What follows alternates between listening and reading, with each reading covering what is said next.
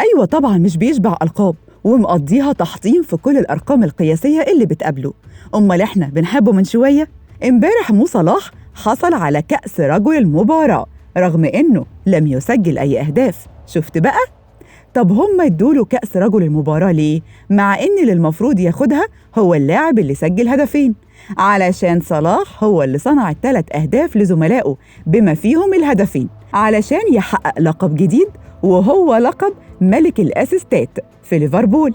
صلاح قالك إيه؟ كفايانا بقى أهداف شبعنا منها، خلينا في الأسيستات شويتين، وهوب راح عامل 3 أسيست في مباراة واحدة ب3 أهداف ولا أروع.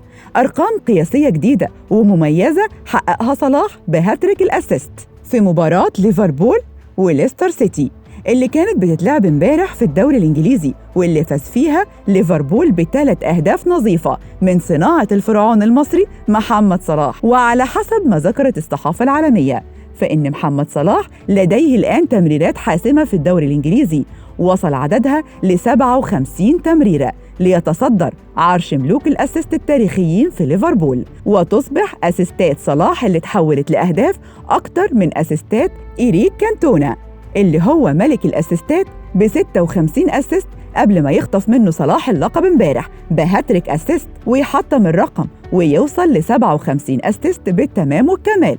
وكمان محمد صلاح هو اللاعب الوحيد في الدوري الإنجليزي هذا الموسم اللي سجل 10 أهداف وصنع 10 أهداف، وده لقب تاني على الماشي كده. صلاح أصبح رابع لاعب في الدوري الإنجليزي الموسم ده بيصنع 3 أهداف في مباراة واحدة، لقب ثالث يا عمنا اهو.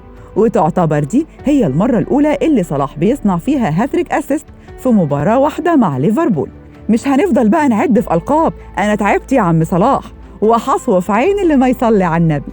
محمد صلاح محتاج لهدف واحد في المباراة القادمة علشان ينفرد بالمركز الخامس في القائمة التاريخية لهدافي ليفربول، ففي حال تسجيله هدف في أي مباراة قادمة هيرتفع رصيده ل 187 هدف في مختلف المسابقات ليتفوق على الأسطورة ستيفن جيرارد اللي هو 186 هدف. وكمان هيوصل محمد صلاح لهدفه رقم 20 في الدوري الإنجليزي للموسم الخامس من أصل 6 مواسم بقميص الريدز، وهيبقى أول لاعب في صفوف ليفربول يسجل 20 هدف أو أكتر في 3 مواسم متتالية منذ 57 سنة ليعادل إنجاز روجر هانت. محمد صلاح بيعشق تحطيم الأرقام القياسية وبيموت في حصد الألقاب. ما أنا قلت لكم في البداية إنه مش بيشبع ألقاب. فعلا يا مو صلاح أنت فخر العرب وإلا فلا.